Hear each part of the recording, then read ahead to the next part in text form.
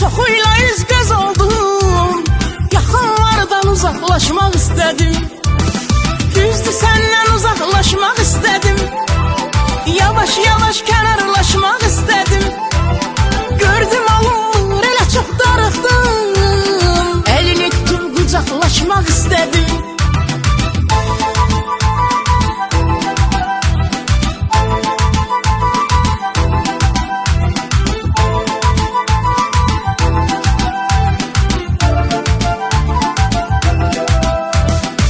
Sənin fikrinlə uyandım hər gün, yaşamaqdan bezdim usandım hər gün.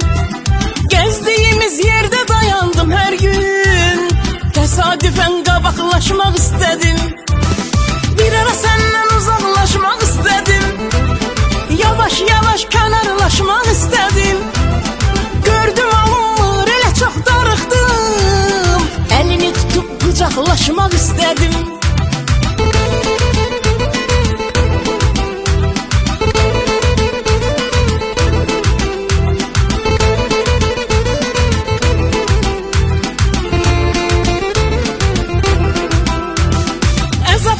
Canımı almadın ama, sevirdin yanımda qalmadın ama, sen məni heç yadına salmadın ama, mən səninlə soraqlaşmaq istədim.